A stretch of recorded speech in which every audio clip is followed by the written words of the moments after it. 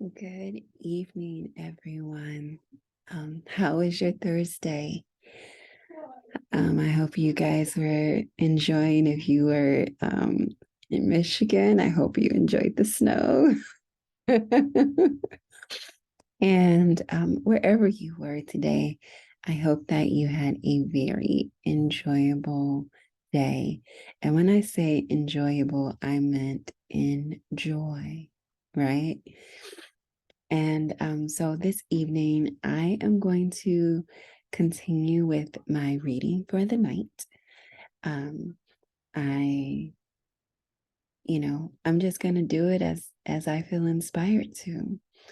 And tonight, I'm just going to read a little bit of something that I was reading today. Why not, make it personal and, you know, share things that I'm reading, which I have been. So tonight, I'm just going to read just a little bit, and I would like your thoughts. Share with me if you found this material to be valuable, if you found it to be helpful, if you found it to be thought-provoking, or if it was just cool to just hear something being read. Okay, so um, I am reading from, let me see, I don't know the name of this book, but I'm going to start with the question.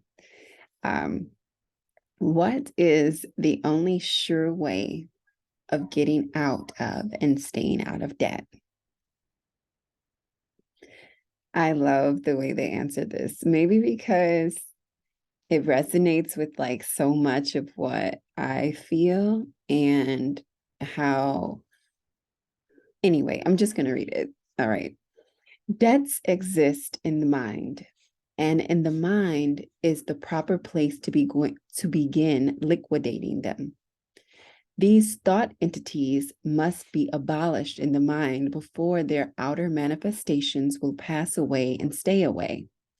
The world can never be free from the bondage of financial obligations until men erase from their minds the thoughts of mine and thine. That generates debt and interest. Analyze the thought of debt, and you will see that it involves a thought of lack. Debt is a thought of lack with absence at both ends. The creditor thinks he lacks what is owed him, and the debtor thinks he lacks what is necessary to pay it. Else he would discharge the obligation rather than continue it. There is error at both ends of the proposition and nothing in the middle.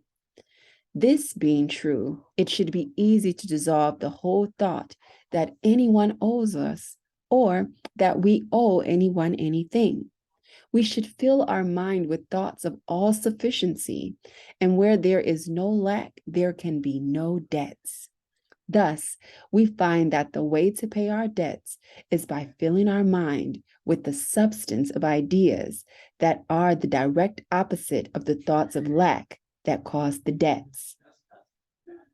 Ideas of abundance will more quickly and surely bring what is yours to you than any thoughts you can hold about debtors discharging their obligations to you. See substance everywhere and affirm it, not only for yourself, but for everyone else. Especially affirm abundance for those whom you have held in thought of owing you. Thus, you will help them pay their debts more easily than if you merely erase their names from your book of accounts receivable. Help pay the other fellow's debts by forgiving him his debts and declaring for him the abundance that is already his in the Spirit. The idea of abundance will also bring its fruit in to your own life. Let the law of plenty work itself out in you and in all of your affairs.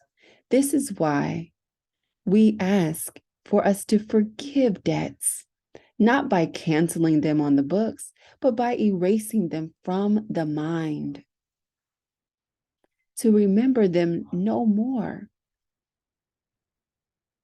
And when he remembers them no more against you, when you deny their reality, then the Spirit is everywhere present and appears in its origin. See, God's love sees you always as well, happy, and abundantly provided for. But God's wisdom demands that order and right relation exist in your mind before it may become manifest in your affairs as abundance. His love would give you your every desire, but wisdom ordains that you forgive your debtors before your debts are forgiven. What do you all think about that? That school of thought. Where does it take you? You know, as we consider everything happening in the economy and all of these things, you know, I don't really watch the news, so I only know the little bit that I hear about, you know, but with everything that's happening in life, right? And what I am aware of, you know, becoming a cashless society, and you know, rumors that people don't want to work anymore, and you know, all of these things, and then you know, just you know, debts being accrued, and you know, finances, you know, people experiencing you know, this inflation, and so bills are higher, and this is higher, and that is higher, and all of these things. But what I have found out about life and this beautiful life that we have, because for a while I couldn't say that with sure belief in that this life was beautiful. But I've come to recognize some things over this course. And now that I'm here in this awareness, I'm recognizing that all of life is really pushing us. All of these problems that you could see, the news, are really just inspiring us to awaken to who we truly are.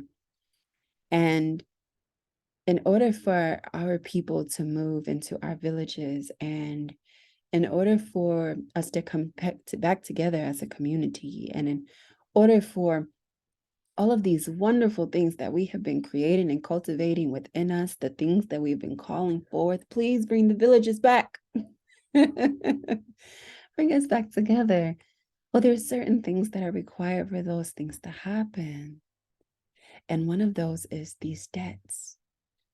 These debts. Debts take first in the mind first. And many of us walk around every day with people owing us, either in money or in grief that they've caused us, or pain or suffering, and you know, and holding people in debt to grievances. However, in order for us to live in this paradise, in order for us to activate this abundant, ever-flowing stream that is within each of us, we have to begin the work of clearing debts. So, share with me where your heart is with this. I love you all so very much. And remember, as we fill our minds with divine love, planting the seeds in our thoughts of divine love and happiness and tranquility and abundance and wealth and good health and this good life. Listen, when we feel all of that, the other stuff can all be forgotten.